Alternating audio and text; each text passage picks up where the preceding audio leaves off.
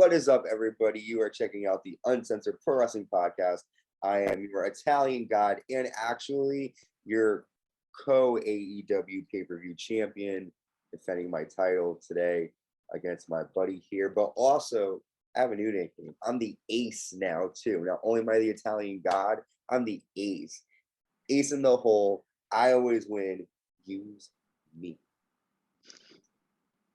And that's my friend. Introduce yourself, brother. What's up, guys? This is Nick with Heel to Face. That's about it. I ain't got much else going on. Heel to Face, definitely check it out. Why don't you tell our friends what your podcast is all about for those who might not have heard it yet? Just review some of the upcoming shows that, go down. Talk about AEW, talk about New Japan, talk about Ring of Honor, GCW, some WWE shows, kind of all over the place. I'm going to be doing some other stuff in the future, maybe some MLW, stuff like that. So we'll see where we go from there. I like covering all bases, so we're not biased to anything. Cool. I'm not. I act like there's more people in my conglomerate. It's just me. So fucking women rights over there by Heel to Face, man. No, everyone's allowed. Everyone's yes, definitely check out Heel to Face. I'll post it in the description, a link. And yes, so we are here to cover AEW Dynamite. We are here live in the Dynamite Arena, obviously. I think I'm so cool. Quiet in here, man. What happened? Oh, it's quiet in here, man. You know why? Thousands of people. Because we're taping an episode of Rampage, I think, right now, and half of the people left. And we have Serpentico in the ring right now, and I think the fans are kind of feeling kind of like, But yes, the fans are quiet because you're listening to us, right? Perfect. Perfect. So yes, you're checking out the Uncensored Pro Wrestling Podcast. We are covering AEW Dynamite June 22nd, 2022 in Milwaukee, Wisconsin. Milwaukee. What is Milwaukee known for? Are they known for anything? I think they're brewing companies, maybe. They're beer, and they got the Milwaukee Brewers there. So thank you, Milwaukee. And the Bucks. Awesome the Milwaukee Bucks, of course. The Bucks. Okay, thank you, Bucks. You guys are awesome too. They're a team, right? I'm not really a sports guy. Who do they play for? Are they football, basketball? They only got I think baseball and basketball. They don't have any pro teams because the only team in Wisconsin for football is the Packers. So boo. Oh yeah, the Green Bay, the Packers are from Wisconsin. Duh. Sorry guys, I don't know why I'm here right now. I guess I'm just brought to this planet today. But yeah, we're live in Wisconsin, Milwaukee. A fun name to say. And Bryan Danielson comes out to the ring to start the show. And Bryan says this is a great week to be an AEW fan and a professional wrestling fan as well. Sunday, we've got Forbidden Door, and you are going to see some excellent professional wrestling. And then next week, we get Blood and Guts. Bryan Danielson was expecting to be part of these events. How do you pronounce? Is it Saber? How do you pronounce this guy's last name? Zack Sabre Jr. Yeah. Zack Sabre Jr. Thank you, sir. Zack Sabre Jr. challenged Daniel Bryan. Oh my God, Bryan Danielson. I do that shit all the time, even still, and I'm like, how do I still do this shit, man? Bryan Danielson, it's terrible. Bryan says he's excited to crush Zack's trachea. And he was excited for Blood and Guts as well to get his hands on Chris Jericho. But he has some good news and bad news. The bad news is that because of Anarchy in the Arena. Well, hold on. I'm just going to throw something in real quick. Yeah. It was really funny. Right before Danielson said he had news, right? He said, so I have bad news. And you could distinctly hear a guy just faintly in the background say, no, we don't want it. Oh no! I thought it was fucking hilarious. That's how the fans are. Don't fuck with Bryan Danielson. I remember back in 2014, I wasn't a really big Bryan Danielson fan, and everyone was going yes, and I was going no, and I literally got into a brawl, not a fist fight, but like a brawl with the guy, because he was like yelling in my fiance's face and like just saying like, and I was like, dude, are you this fucking pussy with for Daniel Bryan? Like, relax. I didn't fucking know you exist. Calm down. Right. Good God.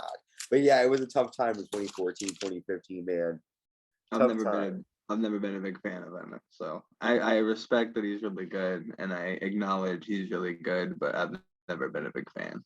Yeah, I just feel like when I'm kind of like an outsider, like if people, I tend to like things after majority of people like them. Like even with music, like I won't be into something that most people are into until maybe like a year or two later, and I'm like, oh, I'm really into this, and I just start. I don't go with the crowd, and I feel like during that time everybody was just yes, and everybody was just a part, and I was just like, he wasn't that, in WWE. It's not technically his fault, but he you know he wasn't anything terrific during that time for me at least. Right. Yes. So he claims that he's not clear to compete because of anarchy in the arena. He won't be able to compete at Blood and Guts or at Forbidden Door. He goes, there's not a man in this world who can wrestle like I can. Bryan Danielson says that Eddie Kingston has called me a judgmental prick. And he says, I do have really high standards. And Bryan has found the one person he trusts to take his place at Forbidden Door and at Blood and Guts. You'll be astounded by this person. I'm not going to tell you who it is, but tune in on Sunday and you'll find out. And then Zack Sabre Jr. comes out and he pretty much just like stares down Bryan Danielson. Who do you think it's going to be? There's a couple of people, a lot of people keep saying it's going to be Cesaro, which I could see it being him, maybe. I mean, the only reason I would like to see it being him would be for him to be a part of the Ring of Honor extension again. Okay. Because he was like one of the fixations in Ring of Honor with Chris Maybe Hero. he could be like, because I think I think this person will be in the Blackpool Combat Club. So I think that Really? Yeah, that's what they said, the newest member of the Blackpool Combat Club. So maybe they'll make this person like be off in Ring of Honor and be like an extension kind of, maybe like you said, and maybe have them have like their own little group there. Yeah, but if that's the case, I mean, isn't Wheeler Yuta that extension? True. Maybe they could form a tag team over there. Yeah, because Cesaro can be a tag team with fucking anybody. I would like to see him like single, but yeah, me too. I could see that. But yeah, I don't know. Who do you think it's gonna be? I'd like to see it being maybe Cesaro. I did hear Gargano could be making an appearance as well. Yeah. I think Gargano might be done. Apparently he's going to be in Chicago on Sunday for some sort of event. So, I mean, it's open, man. It could be anybody. Chris Hero would be cool even. But for Zack Sabre Jr., I think it's more realistic for somebody like Cesaro for sure. That would be interesting to see the two of them go at it. So yeah, that will be going on. And when I think about it too, like when I think back, Cesaro and Daniel Bryan had some fantastic matches in WWE. Like even some of their last few matches when Bryan was still like going through and finishing up like last year, I remember like one match specifically even with him and Cesaro that was fantastic. So, and I think it'd be a good replacement choice. Yeah, and it would be kind of like gap that history of them working together before, and they could be. Yeah, and that's like the whole thing with the Blackpool Combat Club anyway. Yeah, they all kind of Well, now we have Jon Moxley backstage, and he just says, Jericho Appreciation Society, you blighted my best friend.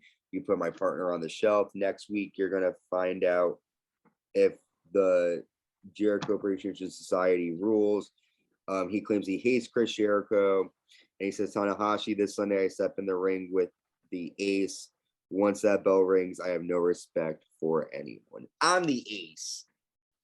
Step in the ring with me. Yeah. The ace of New Japan Pro Wrestling. Man. That's right. Thank you, sir. Thank you. Clarified it. Yeah. So, really not much to say there. He's just preparing for. I am so excited for that match. Yeah. I cannot wait for It's that. gonna be They've good. been building this for years. Ever since Moxley was IWGP US champion, goddamn. And then he lost the belt to Moxley or to Archer on Dynamite in that Texas Death Match. And then he was, because all leading up to that, he was saying he wanted to face Tanahashi for the belt, but it was COVID. He couldn't get over there. He was saying Tanahashi was running from him. And then, he loses the belt to Archer. Archer goes and faces Tanahashi like immediately in New Japan and loses the belt to Tanahashi. So I just thought that was really clever. You know what I mean? And then I know he just lose the belt to Ospreay. Tanahashi did, right? I think, yeah. I'm pretty sure he lost the US champion. Yeah, because Ospreay is the US champion. Yeah. Yeah. So, and again, like just getting it away from Moxley, I feel like that's still part of the underlying story. You know what I mean? And just to see these two finally have their match, I'm so excited. It's been such a long time, such a long build. And it's crazy that Tony Khan is the one that, put it off for so long. Yeah. Maybe he knew in the back of his mind he was going to do, because like I was even watching like a Drew McIntyre, his Broken Skull sessions with Stone Cold completely left field. And this is 2020. He's like, I want to have a big show in the United Kingdom one day, like a massive show where it's a big pay-per-view. And now 2 years later, we got that show in Scotland coming up. Mm-hmm. So I mean, maybe he kind of had an idea, like, okay, down the line we'll do something. But yeah, it is weird that he did put it off for so long because fans, But maybe it's good that he put it off for so long because now we have fresh something, sick. It'll be good. Yeah, and if it wasn't for the fatal, we'll talk about it later. But the fatal 4-way will be good. Could have been a good main event, but I think the Moxley Tanahashi needs to main event the show. Yeah, of course, it needs to. Well, all right, we have our first match of the night. We have Roppongi Vice and Orange Cassidy taking on the IWGP. Is it IWGP or no? It's IWGP US champion Will Ospreay and his team called Aussie Open. So I don't know much about them, but I just know that they're kind of like, cool, I guess. I guess they look cool. Aussie Open is currently, I think, the OTT tag team champions right now. Okay. It's another company somewhere out. So I don't even know where. I never even heard of them, but I do know right now that the United Empire holds most of the gold in New Japan. They're like a pretty kind of like a bloodline, like they're a dominant. Yeah, and Will Ospreay is the IWGP US champ. They're the OTT tag champs, and I believe, and of course, Jeff Cobb and Great O'Khan are the IWGP tag team champs. So it's pretty crazy that they are building them up so strong, and the fact that they've lost now twice on Dynamite, it's kind of crazy. Yeah, well, let's get to that. So, Romero and Fletcher run into one another to start. Trent nails a clothesline, and Mark Davis nails a big boot. Orange Cassidy puts his hands in his pockets. Rocky Romero nails a running clothesline to Mark Davis, and Orange Cassidy nails a standing moonsault. Aussie Open run Roppongi Vice into one another outside of the ring. Trent nails a suplex to Fletcher, and then Orange Cassidy nails a double hurricanrana to Aussie Open. Orange Cassidy nails a tornado DDT to Fletcher. Roppongi Vice toss Will Ospreay outside, and Trent dives outside onto Ospreay. Ospreay nails a chop and an enziguri. However, Orange Cassidy nails a stun dog millionaire.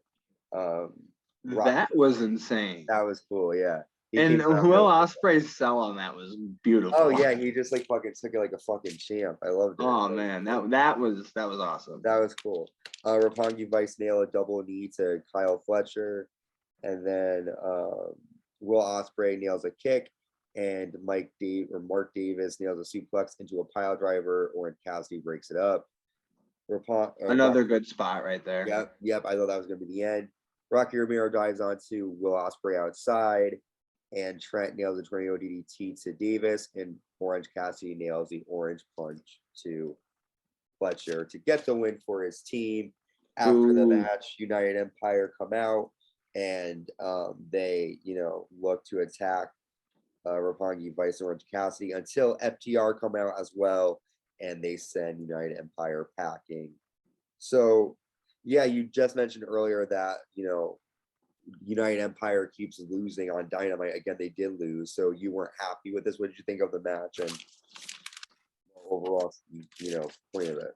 The matches have been good. The last 2 times we've seen them face each other, and the matches have been fun. They've been fine.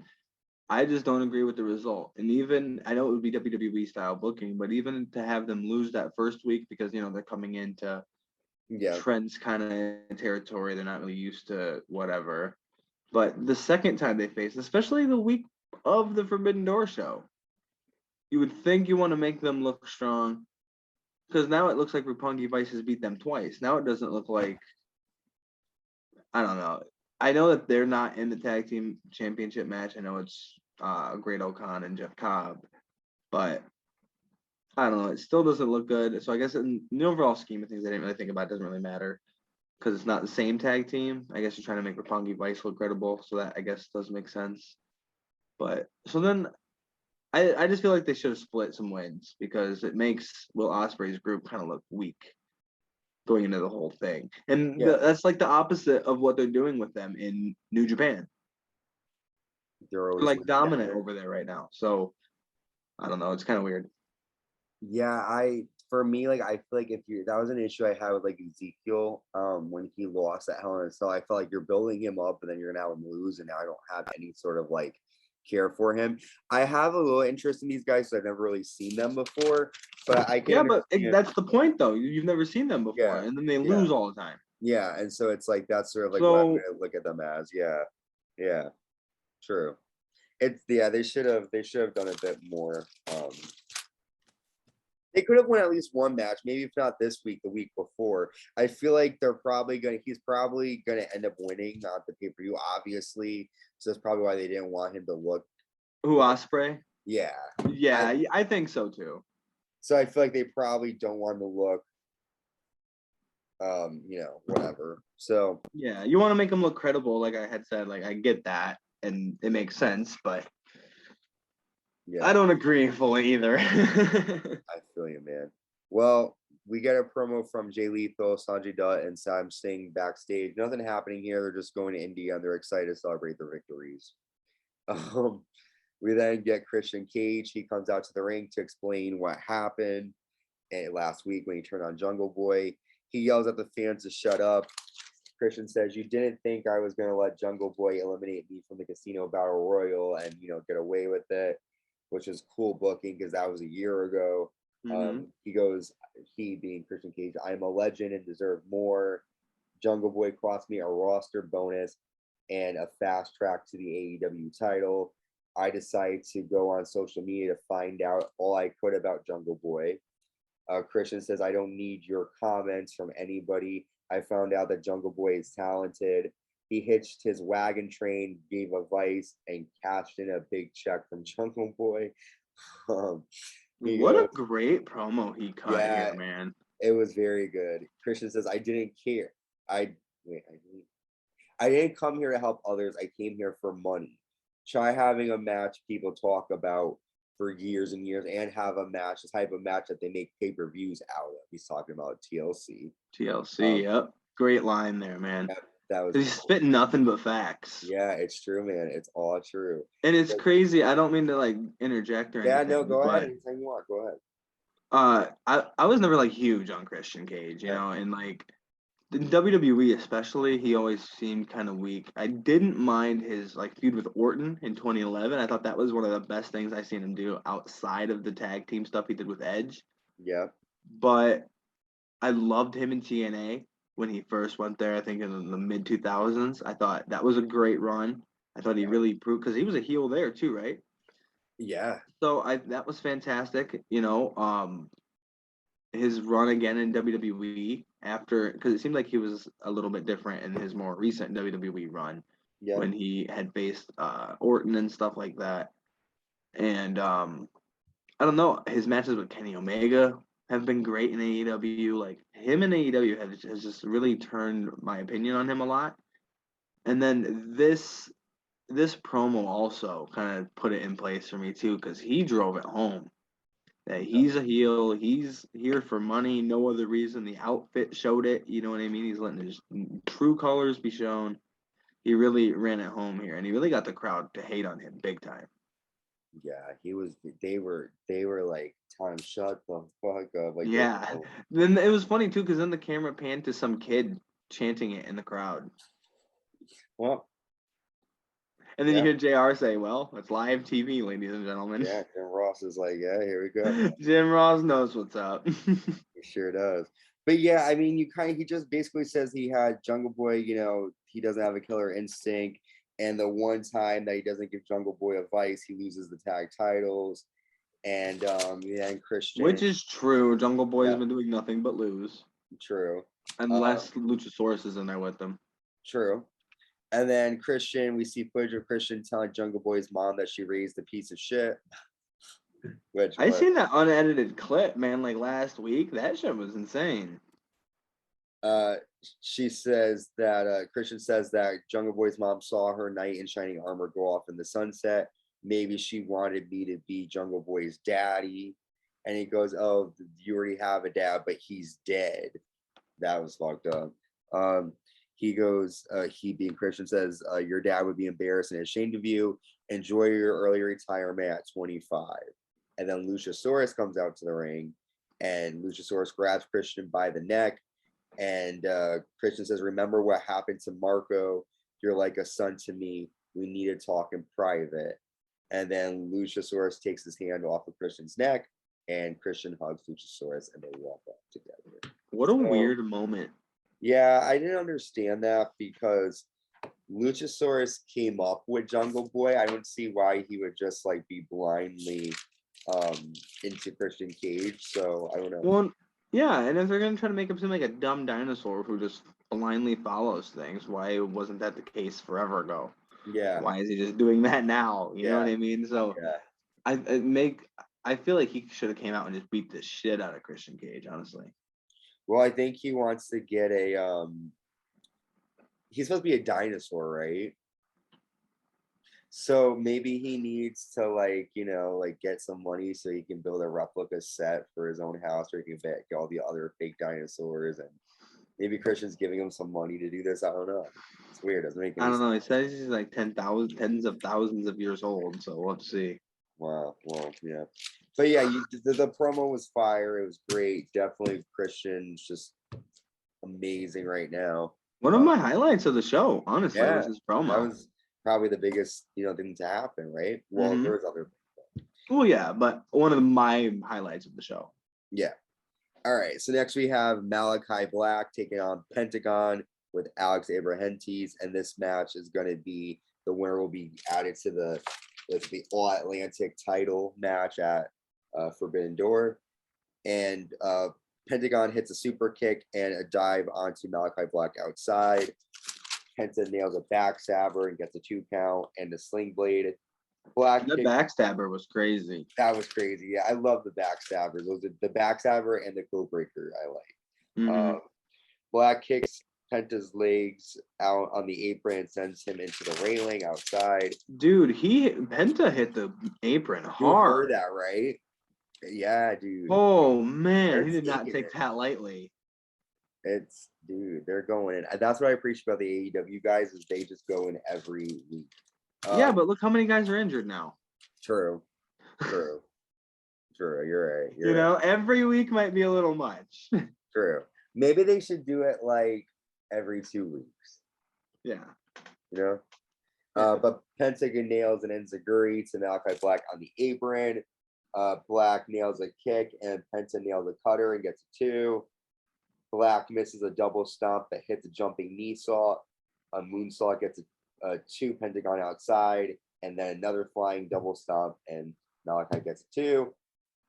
Penta nails a kick to Malachi Black onto the top rope, and he hits a top rope fear factor, but Black puts his foot on the rope. The fear factor was cool. And then Black nails a back heel kick and gets a 3 count, so he'll advance to the tournament. Afterwards, Pac faces Malachi Black, and Miro shows up on the Titantron. Isn't it weird they don't have a name for that yet? What? Isn't it weird they don't have a name for his finishing kick yet? Yeah, they just call it a back heel kick, right? Like, I know they can't say black mass, but I mean, come on. You Fade gotta to have black, something for it. Yeah, right? Fade right. to black Like, or dude, it's the back heel kick. It doesn't even sound like it would be like a finisher. It just sounds like he kicked the guy and like he's down forever. fall and pray, steal from carrying cross. Yeah, do Something something. like I that. don't know. Yeah. But so afterwards, Pac comes out, faces Malachi Black. Miro shows up on the Titantron, and Miro says that Forbidden Door, when I send you to meet your maker, tell him I want to talk. Which I like. I kind of like this whole thing with Miro. I know he's been doing it for a while, but this whole now that he's back and fuck you God type this whole type thing. I like that. But what did you think of the match and Miro's promo after? I thought the match was decent. It was one of the matches I was most looking forward to. Malachi Black is just insane in the ring to me. He gets better and better every week. Penta, his stuff's kind of getting a little old for me. It's a lot of the same every time he's in the ring. And like I said, he really sold it on that apron bump, man. Like, he was going in, but I think Malachi Black definitely is the better choice here. And I think Miro, like you said, he has been doing this thing for a while. It would be different though if he was on TV that whole time, still doing this. He's been gone for a while, so I'm a little bit more lenient. But like I had said in my preview episode I did for the Forbidden Door show, I do think Malachi and Miro are the better choices for this title right now because I don't know, Miro, I don't think he's going to be sniffing any championships soon other than this one. Yeah, I agree. I think they're going to be trying to maybe build him to the world title at some point. And that's what I would do anyway. I think he's got main event written all over him right now with this character. And especially for like a babyface champion to get somebody like that, a lot of credibility. People can think and win, but Malachi Black could definitely bring some more credibility to the House of Black with some gold as well, because they need something right now, I think. And if the trios titles aren't coming out, I think that he needs to get this one. So I don't know. I like you said, Miro has been doing this thing for a while, but I like what he's doing with it because he's somehow finding a way to not take responsibility for anything. Yeah. When he loses, it's God's fault. When he wins, it's because God had a plan for it. So eventually, I think that's going to come back to haunt him. Mm-hmm. I will give you a spoiler for all those to tune into our prediction. I picked either Miro or Black to win.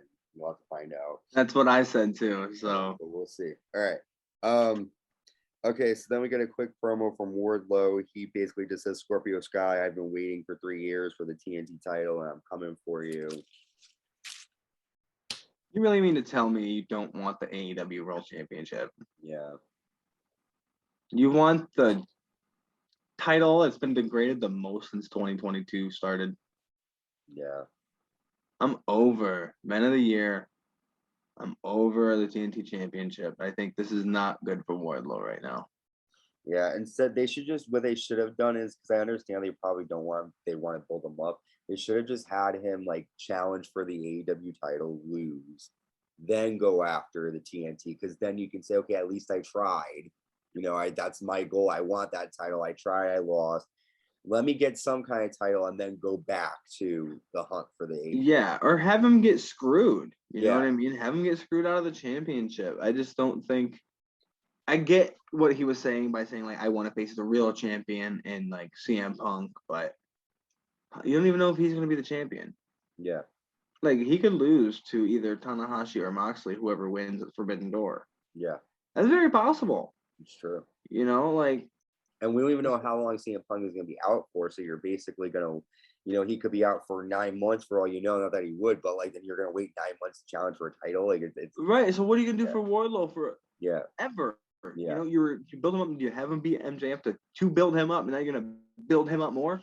Come on, what man. They could how much more can we build him up? Yeah, they could have him, like, let's say Moxley or Tanahashi, whichever one of them wins, they have him lose, right? Have him fight him again, whatever, lose. And then if CM Punk does come back and wins the title again, then have him fight Punk, like, so then at Yeah. least it's like, okay, I can't beat Tanahashi and Moxley, but I can beat Punk type thing. Yeah. I don't know. Yeah, I agree. I think it's silly that they just kind of threw him in there for that, but we'll have to see, man. All right, Yeah, so next we have Adam Cole coming out, and he joins the commentary table, and Hangman Adam Page is going to be taking on Silas Young, and it's a stalemate to start. Both men are in control. Page chops Silas Young, and Silas Young chops back. Page tosses Young to the outside and nails a clothesline. Page nails a moonsault to Silas outside. Page is pretty much control this whole entire match. He nails a superplex and a fallaway slam. Also a springboard clothesline and a flying clothesline gets 2. Young nails a backbreaker and gets 2. And Young misses a moonsault, which leads to Page nailing a German and a buckshot lariat to get the win. After the match, Adam Cole gets a microphone and he goes, "You ready for story time, baby?" And before he can talk, Jay White comes out. And Jay White says, "I owe you an explanation. As the catalyst of pro wrestling, I'm responsible for all of this.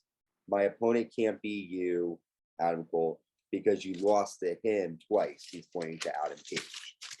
So then White says, "Hangman, I know you're dying to know who I will face at Forbidden Door for my IWGP title, but it won't be you." And then Adam Page pushes the mic, and Page and White brawl, and then Adam Cole comes in and low blows Adam Page, and Cole has a title belt. He tells Jay White to get Adam Page up. However, it looked like he was about to hit White with the title before White caught him. And then as Cole goes to hit Adam Page with the title, I can't pronounce his name, the first name. Okada comes out. Kazuchika. Oh God, it's gonna be hard for me. Some people also pronounce it Kazuchika, but I say Kazuchika Okada. Kazucha. Wait, how is it again? Kazucha Okada. Kazucha Okada. It is hard. Kazucha Okada. I just say Okada anymore, honestly. It's just easier. Okay, so Kazuchika Okada comes out, and Okada attacks both men. And Rainmaker. Yes, the Rainmaker. Yes. I've actually seen, I'm proud of myself. I've seen a Tanahashi versus Okada match. I don't know which one. They've had so many, bro. I don't even know. Whatever it was great. So I knew of Tanahashi and Okada. So when I saw Okada, I was like, all right, it's gonna be good. So Okada attacks both men, and Okada goes face to face with Adam Page. And however, they send out Jay White and Adam Cole out of the ring. And yeah, so it was the first time we see Okada at Dynamite. So what do you think of this match and the segment? I'm not gonna lie, I skipped the match. Yep. Because I mean, Silas Young had a chance, man. It's the same deal with like Takeshita that they did with Hangman Page, except Takeshita actually got elevated with his match with Hangman. Yeah. You know what I mean? Silas Young just looks like a butcher knockoff. Yeah. And it feels like even like a Joe Whoa, Dory. bro, there's a cat on the roof of that house across the street. Oh shit, man. The cat is here to play. He's turning to Jeff Hardy, the cat. Bro, that just distracted the hell out of me. The cat's gonna do like a fucking swanton bomb off the fucking. Yeah, bro, that was crazy. There aren't even no windows over there. I don't even know how it got up there. Hey, he's a fucking. But anyway, what was I saying? We were talking about. The Hangman thing. Yeah. I'm tired of AEW doing these matches just for the sake of having these matches, though. Yeah. It feels like it's just to do it. There's no other reason, and it's just a chance for Hangman to get a win. Like, I get that. Yeah. It's very old school, like Raw from 1993, where they have like the fucking main guys being the jobbers every week, and the jobbers are gonna stand no chance. Yeah, I mean, I get they're always gonna have a good match, but like, I don't know, it just feels kind of basic. And I did like the Adam Cole stuff too, as well. I thought the whole dissension with him and White has been kind of nice. And the reaction Okada got when his music hit was incredible. Yeah. It was cool seeing him actually do some stuff in the ring a little bit. Cannot wait to see that match. Okada and Jay White have a lot of history together. And like I said in my preview show for Forbidden Door, man, this match could go a long time with all these guys. Like they can all go for a while. It's gonna be hard So, to take notes on this one, man. I'm dreading all these like inner like mad people matches because oh my god. oh, dude, it's insane. Sometimes it's just better to honestly, I just like we had said before, like voice record your notes, Yeah. or even just sometimes I just record what's happening on TV with my phone, Yeah. and I'll just look back on it because sometimes I remember it better if I just watch it Oh instead my of god. trying to take notes during it. You know what I mean? Yeah. I have But to try that. but that match is gonna be insane. I'm so excited to see Okada wrestle. Every time I have bought shows on Fight just to see him, like the Battle in the Valley show, the New Japan ran where he faced Buddy Murphy or Buddy Matthews. Dude, I bought that show just to see that match, and that match did not disappoint. So Good. Good. I'm I'm excited. excited. I'm excited. I'm excited for the people who don't know these guys to see like what they can do because I don't know. So I have Sling and they do show is it is okay, is it New Japan or it's New Japan, right? They Hmm. show their stuff on Access TV. Yes, yeah. It's a few months delayed. They do. It's like so like I remember because I follow their YouTube channel, so I see a lot of their video uploads, and they show commercials for like what's coming up on Access. And it was like a month after the Capital Collision show, they were showing the Fatal Four Way United States Championship match with Moxley, Tanahashi, Juice Robinson, and whoever else. So, yeah, they do show a lot of stuff on there from Yeah. pretty recent too. Yeah. So that's also because if people want to, see, and even like you said, YouTube's a good place to look it up. Yeah, It's they different. upload free matches every Monday. Yeah. They upload free episodes of New Japan Strong that you can watch, which is the US version of New Japan, and that's got a lot of unknown talent. It's amazing, gives you a little taste of New Japan as well. So there's a lot of ways you can get to it for free that you don't need to get Yeah. like New Japan World or anything like that. Or you could be like me, typing a match on Google and like illegally pirate it. Like, I was watching the Okada match. It was like all in like Japanese writing, and I'm like, what am I like looking at? Do I press something? Do I not? Yeah. I'm excited. Yeah. Yep. So then we have Jade Cargill backstage, and basically she's just saying she's looking for a new baddie now that Red Velvet, who was fine, got hurt. Why she always gotta say cut the shit? Yeah, she tells. Yeah, I was just about to say that she tells Tony Schiavone to cut the shit. Why? He didn't even say anything. She took the mic from him. Cut the shit. And then, like, after the commercial, Athena and Chris Statlander are backstage. They make fun of Jade Cargill and the baddies, and then Athena tells Jade Cargill to cut the shit. So, Bro, WWE would love Jade Cargill. She loves those catchphrases. yeah, yeah, yeah. Her and Rhea Ripley, they'd probably make that the fucking main event, man. She'd be in the main event next week if she was in WWE. Yeah. But I like Athena. I'm a big Ember Moon fan, so it's good to see her and them. And obviously, the two of them are going to collide pretty soon. Yeah, and I think that'll be good as long as maybe Ember wins. Yeah. Because I'm tired of seeing these people come in to face Jade Cargill and lose, man. I think she could be the one to beat her because how many wins does she have? Well, what now? about Chris Statlander though? How long are we gonna put that off? True. Well, I think my honest opinion, though, this is just my opinion. I feel like they want to give it to someone again who you're gonna take to, and I don't know how many people know Athena because maybe not a lot of people do, but if you show Athena and you show Chris Statlander, most people are gonna say, "Hey, that was the one from WWE." So I think they want to give it to somebody who is gonna draw in more people who know. Like I think I like Chris Statlander. I think she's the bomb, but most people won't know her compared to Ember Moon. And so I think that's what they want to do when it comes to dropping a title. Like she's had it now for what, 30 something days. So I think, not 30 days, but she's had that, like she's won that many times. Mm-hmm. I don't know. I mean, Chris Statlander could deserve it too. But again, AEW is sort of taking a lot and giving titles to people who aren't from their company. Like if you look at the card, most everybody on this card for the pay-per-view, most of them aren't from AEW. I know. Yeah, you got So, FTR. yep, You got Moxley, which I mean, kind of, but you Jericho, got Jericho. I mean, well, Jericho's Pac, been everywhere. Miro, Yeah, Pac, Malachi Black, Malachi, Miro. Adam Cole. I know he's known for, but I mean, in NXT he had a good run. FTR, like you said, That's what Tony he's most known Storm, for is his NXT run. Wappin.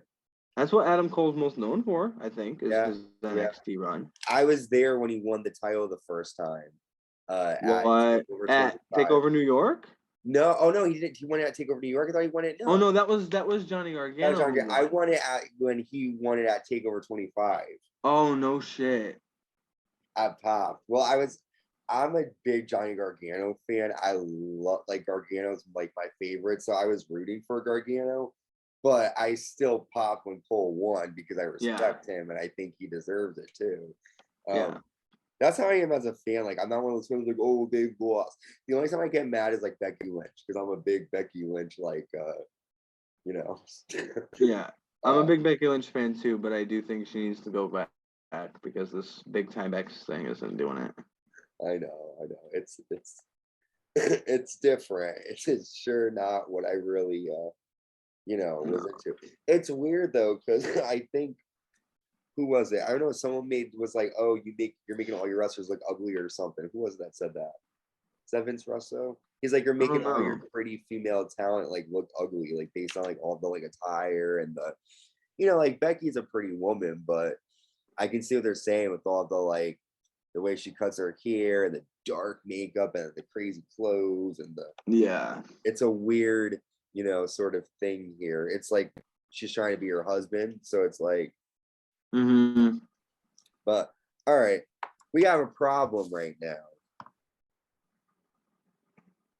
And the problem is Marina Shafir.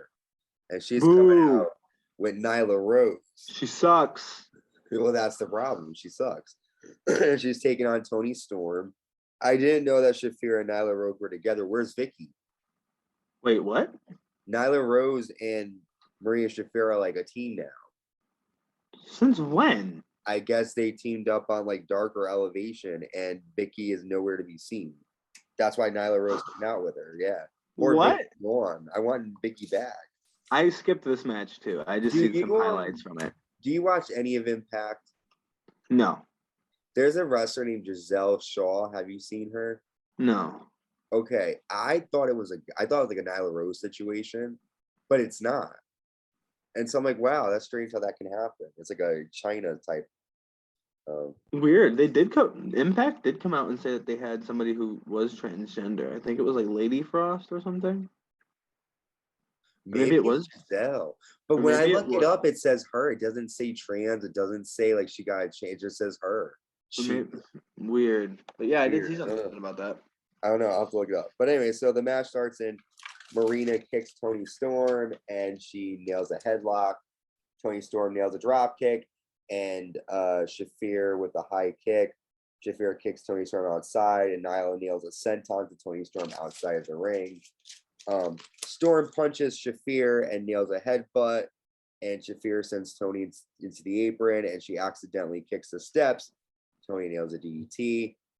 Toni hits the German suplex and that crazy running hip attack, Dude, pretty much breaking Marina's neck. And then Toni rolls up Marina to get the 3 count. After the match, Nyla Rose attacks Toni Storm with the help of Marina Shafir, and then AEW Women's Champion Thunder Rosa runs out to help Toni Storm take out Nyla. And then Toni nails Nyla Rose with the AEW Women's title, and then Toni gives that title back to Thunder. So pretty much just setting up the women's match for the pay-per-view. What'd you think? like I said earlier, I skipped this one a little bit. I did see some highlights that AEW posted on Facebook. The running hip attack in the corner was the highlight for me. Yeah. And I'm pretty sure that was about it. I like Toni Storm a lot. I think she's doing really good in AEW right now. And I'd like to see her dethrone Thunder Rosa, honestly. I would like to see that too, that Thunder Rosa. I don't really like Thunder Rosa. I think she's a good wrestler. Did, but she's been so flat. I think the problem with her is I think she complains too much. And I've heard that a lot of wrestlers say that like she isn't like she's sandbags and like I don't know. But all right, we're here for our main event. We have the Wizard Chris Jericho and Lance Archer with Sammy Guevara and Tay Conti taking on Jon Moxley and Hiroshi Tanahashi with William Regal. All four men brawl on the ring, and Moxley sends Jericho to the railing outside. Archer nails a pump handle slam and gets a 2 count. Tanahashi sends Jericho into the corner, and then Moxley blows Jericho. Well, he doesn't blow on, like, he delivers blows. Oh, my Lord. Uncensored Pro Wrestling Podcast. Moxley nails a clothesline to Jericho outside and sends Jericho into the announce table. Sammy Guevara grabs Moxley's leg, allowing Jericho to drop Moxley. Tanahashi with an elbow to Jericho and a crossbody, and he nails a swanton bomb. Gets a 2 count. Jericho goes for the walls of Jericho and nails a code breaker to Tanahashi, but Moxley breaks up the pin. Moxley dives onto Archer outside, and Tanahashi and Jericho punch one another in the ring. Tanahashi with knees to Jericho's head and comes soon with Jericho applying the walls, but Moxley nails a cutter, and then Archer nails a big boot to Moxley. Tanahashi nails a sling blade to Archer, and then Moxley hits a paradigm shift, and Tanahashi nails a frog splash to Archer. And these two guys win. You knew the two men were going to win, obviously. After the match, Eddie Kingston runs down and attacks Chris Jericho along with the Blackpool Combat Club. They nail Sammy Guevara with a chair, and then Minoru Suzuki walks down, and then the fucking Roppongi Vice, and everyone just comes out and brawls with everybody. It was a brawl to end the show. So what'd you think of that? I thought the match was decent, a little slow at the beginning, I think. But it did find its pace eventually.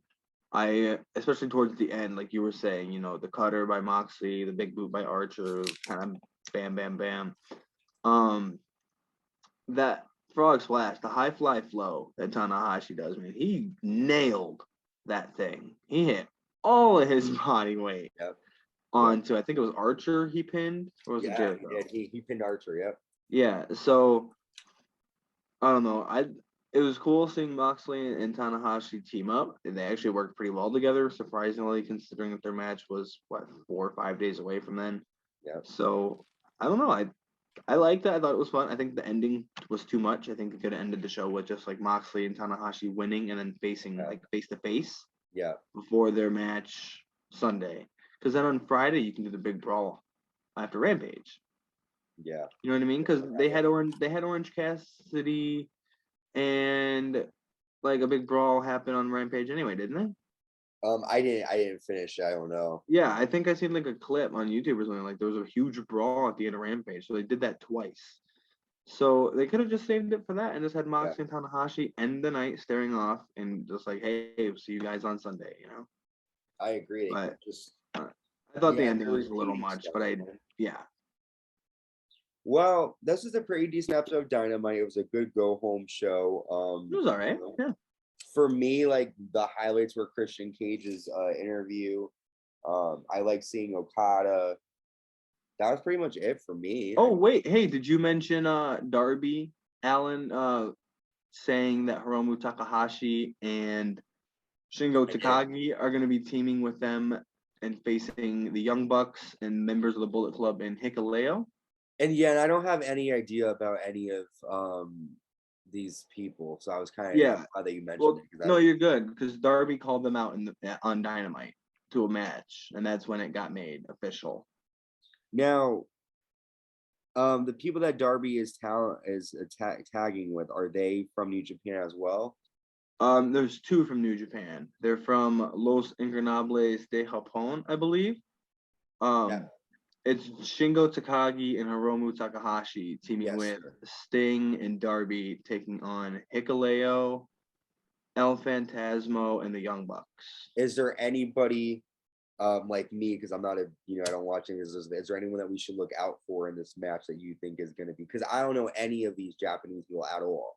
I mean, we can talk about it a little more in the Forbidden Door special, but I think Hiromu Takahashi, the ticking time bomb, he's really good. I think he was in the best of the Super Juniors this year. Put Okay. on a pretty good show. Shingo Takagi, I believe, won the IWGP World Heavyweight Championship. I think he was one of the first ones to win the new belt. He had some great matches with Will Ospreay and Okada at Wrestle Kingdom. So he's someone to look out for. Of course, Hikuleo has been on Dynamite before. He's wrestled on Dark. He's wrestled on Strong. Hikuleo is about 7'5". Not really, but he looks taller than hell, and he's really good in the ring. He's a member of Bullet Club. El Phantasmo is really good. So them two are going to be teaming up with the Young Bucks, so that should be cool as well. So definitely a match to look out for. You're going to see some good stuff. Okay, because with that one, I wasn't sure if it was anything like if it was going to be like any good or not. Okay, cool. Good to know. Yeah. All right. But yeah, I wanted to mention that Darby had called them out because, Darby's my boy, and he was on the Darby's the show. bomb. So Darby's cool. Well, listen, we came to the end of Dynamite. Check out our next video and episode, our Forbidden Door 2022 prediction special. Check out Nick at Heel to Face podcast, YouTube. You also do it through it's Spotify, right? As well. yeah, Spotify and Anchor. Spotify and Anchor. And you're not on YouTube. Where are you on? No, not yet. I'm Not gonna yet, try yeah. to get But some you're gonna videos try out to. there. Yeah. But definitely check it out on Spotify and Anchor. Give it a 5-star rating. I'll put the description down here. And yeah, we're gonna fucking be back in a little bit with our Forbidden Door prediction. So stay tuned. Be safe. Peace in the streets. Check us out soon. Bye. Peace.